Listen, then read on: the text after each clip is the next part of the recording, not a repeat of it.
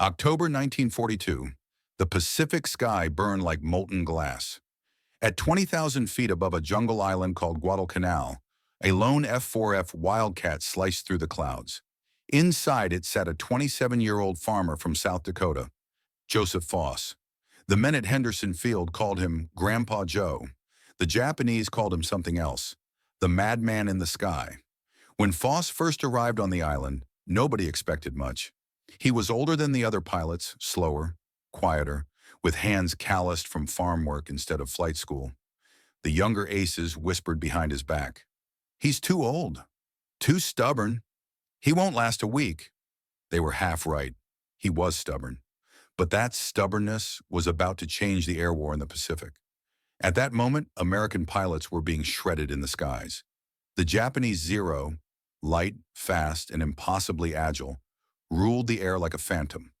It could twist inside any American turn, climb like a hawk, and vanish into the sun before anyone could react. The Zero was a masterpiece. The Wildcat was a brick with wings. The men at Guadalcanal called their base the graveyard. Every day, new pilots arrived. Every night, fewer came back. The official orders from the engineers back in Washington were simple. Never turn with a Zero. Use speed. Dive, shoot, run.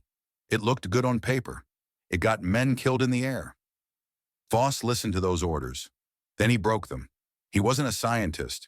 He wasn't even supposed to be there. He was a farm boy who'd learned to shoot chasing jackrabbits across frozen fields. Out there, a target never moved in a straight line. It darted, weaved, vanished, reappeared. You couldn't aim at it.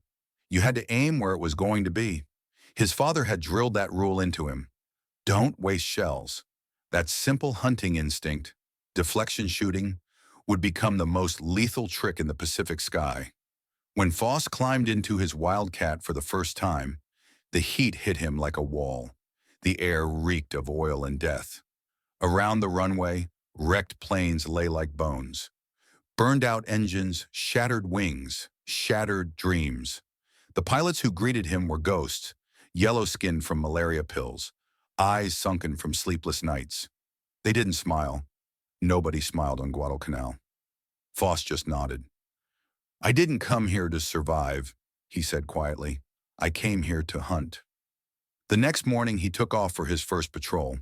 The clouds were calm, the sea glittered below, but every man in that sky knew death was hiding in the sunlight. Then the radio crackled. "Bandits, 11 o'clock high." He looked up, and there they were, a formation of Zeros slicing down from the sun, their wings flashing silver. It was his first real fight. The manual said to dive and run, but Foss's instinct said otherwise. He gripped the stick, leveled his nose, and prepared to do the one thing the experts swore was suicide. The Zeros fell like silver knives.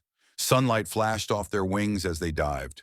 Perfect V formation, guns winking. Joe Foss shoved the throttle forward, the Wildcat's engine howling in protest. Every instinct screamed run. Every order from Washington said dive and escape. But Foss didn't run. He'd seen this before. Not in the sky, but on the frozen plains of South Dakota. A jackrabbit doesn't attack head-on. It fakes, it feints, it cuts right when you think it'll bolt left. To hit it, you don't follow it, you lead it. Foss took a deep breath, rolled his Wildcat hard to the right, and aimed not at the Zero, but at the empty patch of sky where he knew it was about to appear. He squeezed the trigger. 6.50 caliber guns roared, spitting flame and lead. The tracers streaked into open blue, missing everything. For a heartbeat, it looked like madness. Then the Zero flashed straight into the storm of bullets. The impact tore its wing clean off. It disintegrated in midair. Fire, smoke, and silence. It was Foss's first kill. The squadron radio exploded in disbelief. "Did you see that?" someone shouted. "He didn't even aim at it." When he landed back at Henderson Field, the other pilots gathered around his battered Wildcat. Foss climbed out, calm as if he'd just come back from a Sunday flight over the farm. One of the younger pilots asked him, "How'd you do that, old man?" Foss smiled faintly. "You don't shoot where they are," he said. "You shoot where they're gonna be." That night, the pilots sat under a makeshift tent, the jungle buzzing outside. They replayed Foss's flight again and again. The doctrine from the engineers said never to turn with a zero, but the farmers' logic had just proved deadlier. The men were desperate. They started to listen. Foss began teaching them what he called the jackrabbit method. He sketched it in the dirt, predicting the enemy's curve, firing into space, trusting instinct over instruction. It went against everything they'd been taught, but on Guadalcanal, the manuals didn't matter. Survival did. Days later, the test came. A formation of Japanese bombers, escorted by Zeros, streaked toward the island. Foss led 8 Wildcats into the sky. The odds 32-8. Suicide. The air was chaos. Spirals of smoke, flashes of gunfire, planes tumbling out of the clouds. Foss's voice crackled over the radio. "Lead them! Don't chase! Make them fly into your fire!" His men obeyed. 2 Zeros went down in flames within seconds. Another turned, trying to get behind Foss. He rolled, dipped, fired. Again, not at the plane, but at the air ahead of it. The Zero flew straight into a wall of lead. When they landed, every Wildcat returned. Every man alive. The graveyard of Henderson Field had witnessed something impossible. Victory. The mechanics started calling them Foss's Flying Circus. The brass back home called it luck. The Japanese called it witchcraft. But in truth, it was just a farmer's eye, and a refusal to follow the rules. By the end of that week, Foss's tally hit 5. An ace. The man they'd called crazy was becoming a legend. But legends always draw attention, and somewhere across the sea, the Japanese command had begun to whisper one name through their radio intercepts: Foss. By mid-November, Foss was no longer the quiet farm boy who'd landed on Guadalcanal. He was the island's ghost. Every time the Japanese sent planes, Foss was there, diving out of clouds, guns blazing, vanishing into smoke. He wasn't just surviving, he was winning. Word of the crazy farmer ace had spread fast. The Japanese radio chatter had given him a name: Kumo Oni, the Cloud Demon. They didn't know who he was, but they knew what he did. 24 pilots had gone up against him. None came back, but glory comes with a price. Every time Foss took off, he pushed his Wildcat past its limits. The old 4F was slow, heavy, and scarred with bullet holes. The island's mechanics patched it with metal from wrecked planes, sometimes using beer cans to plug holes. Foss laughed it off. "She just needs to stay in the air long enough for me to do my job." One morning, after a week of brutal missions, Foss's luck finally cracked. His engine coughed mid-flight, smoke filling the cockpit. He was miles out over the sea, alone. He shut everything down, gliding, praying. Below him, endless blue. He aimed for the water and slammed in hard. The impact threw him forward, his head splitting open against the sight glass. Salt water rushed in. Foss ripped free, gasping, the Wildcat sinking beneath him. The sea around him shimmered. Not just waves, fins, dozens of them, sharks. He kicked his boots off, unstrapped his gun, and floated bleeding under the merciless sun. Hours passed. The water turned orange. Then, a shape in the distance, a small island. He swam toward it, every stroke agony. He made it to the shore and collapsed in the sand. When he woke, it was night. He was burning with fever, his body shaking. The jungle buzzed with insects and the sound of the ocean. He had no food, no radio, and the infection from his wound was spreading fast. He thought of home, of the endless Dakota fields, his father's voice saying, "Don't waste your shot, Joe." He laughed bitterly. "Guess I didn't." Then everything went black. A day later, Marines found him, barely alive. They carried him back to Henderson Field, where the doctors said he was done flying. Too weak, too sick. But the next morning, Foss was gone from the tent. He was already walking toward his plane. His squadron protested. "Joe, you can't even stand straight." Foss grinned, pale as a ghost. "If I can sit, I can shoot." That day, he climbed into the cockpit again and shot down 3 more Zeros. His body was failing, but his spirit wasn't. He fought through fever, exhaustion, and pain, flying mission after mission. Every flight felt like the last, but every time, he came back with one more kill.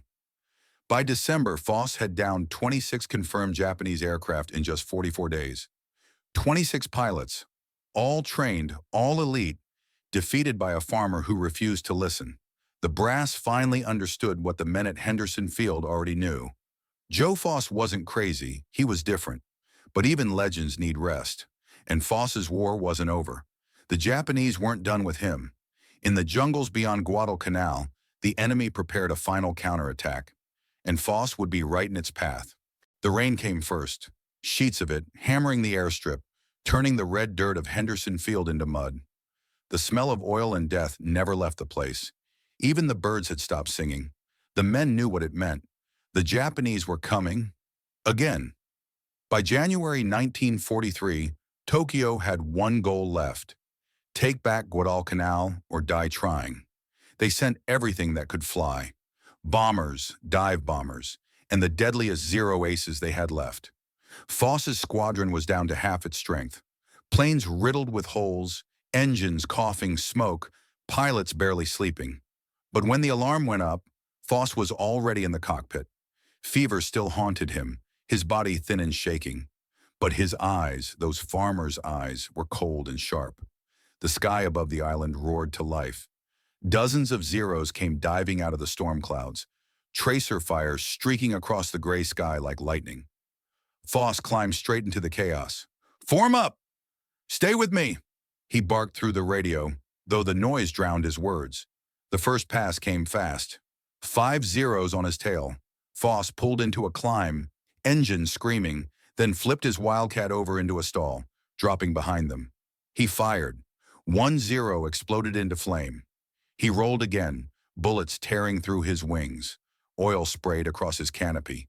He couldn't see. Didn't matter. He knew where the next one would turn. He fired blind and hit it. The radio erupted. He got another. Joe's still got it. The other pilots followed his lead, using the jackrabbit method, predicting, leading, trusting the empty sky. Zeros fell one by one, but Foss's Wildcat was dying. His right wing was shredded, and his ammo counter flashed red. Then the last Zero appeared, sleek, silver, closing fast. Its pilot was one of Japan's best, a veteran with more kills than any American alive. Foss leveled his nose, both fired at once, streams of bullets crossing like fiery threads. The Zero clipped his tail, Foss's cockpit filled with smoke. The two planes circled each other, predator and prey, no longer nations, just men fighting gravity and death. Foss remembered his father's voice again. "Don't waste your shot." He waited as the Zero curved, slower, tighter, predictable. Foss smiled faintly. "Got you." He fired one last burst. The Zero's engine caught fire, its wings folding inward as it fell into the clouds below. Foss exhaled, the adrenaline fading. The sky was empty again. When he landed, the ground crews ran to him. His plane was riddled with holes, leaking oil, smoke pouring from the engine. Foss climbed out slowly, legs shaking. He looked like a man who'd wrestled with death and won, but only barely. That night, the men counted. Foss's total stood at 26 confirmed kills, 26 Japanese aircraft in 44 days. A record that stunned even the brass back in Washington. They sent a message. Lieutenant Foss is to be recalled immediately for debrief and commendation. He didn't celebrate. He sat outside the tent, staring into the dark jungle where the enemy once hid. One of his wingmen asked quietly, "Joe, you ever get scared up there?" Foss looked up at the stars. "Every damn time," he said. "But I learned something. Courage isn't not being scared. It's flying anyway." When Joe Foss finally left Guadalcanal, he didn't walk to the transport plane. He limped. His body was worn to the bone. His flight suit hung loose on him, soaked in oil, salt, and sweat.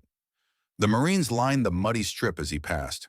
Some saluted, some just nodded, too tired to speak. In war, goodbyes weren't promises. They were prayers. As the plane lifted off, the jungle faded beneath him. The wrecks, the smoke, the graves, all shrinking into green silence. For months, those skies had been his world. 26 kills, 44 days, countless near deaths. And now he was going home. When Foss landed back in the States, the world looked unreal. Clean streets, bright lights, people laughing. He'd forgotten what silence without gunfire sounded like. The military tried to make him a hero, printing his photo in newspapers, parading him in front of cameras. He smiled politely, but inside he still heard the engines, still smelled the cordite, still saw burning wings falling through the clouds. Then came the ceremony. At the White House, President Franklin D. Roosevelt handed him the Medal of Honor, the highest award for valor. Reporters asked him what it felt like to be America's top ace. Foss looked at the medal in his hands and said quietly, "It belongs to all the boys who didn't come back." He wasn't being humble. He meant it. He wrote letters to the families of every pilot he'd flown with. Not official condolences. Real letters, written in his rough, slanted handwriting. He told them about courage, about laughter in the tents, about how their sons had fought like lions. When the war ended, Foss returned to South Dakota. He didn't move to Washington or chase fame. He went back to the farm. The fields were the same, the wind the same, but he wasn't. At sunrise, he'd stand by the fence line, watching the sky. Every morning, he'd look up like he was waiting for something. Maybe a plane, maybe peace. But heroes never stay silent for long. Years later, he helped form the South Dakota Air National Guard, teaching young pilots the same lessons he'd learned in Blood and Fire. Don't follow the rules, follow your instincts. He became a governor, a general, and even the first commissioner of the AFL. But when people asked him what he was most proud of, he always said, "My boys at Guadalcanal." He lived a long life, humble as the day he left the farm. And yet, whenever he told his story, he never called himself brave. He said, "I was just a kid who didn't know when to quit." The Japanese had called him a demon. The Americans had called him a hero. But history remembers him as something else entirely. The farmer who refused to die, who rewrote the rules of air combat, and who turned madness into mastery. So when you hear someone call a dreamer crazy, remember Joe Foss, the man they laughed at, until he shot down 26 Japanese pilots and changed the sky forever.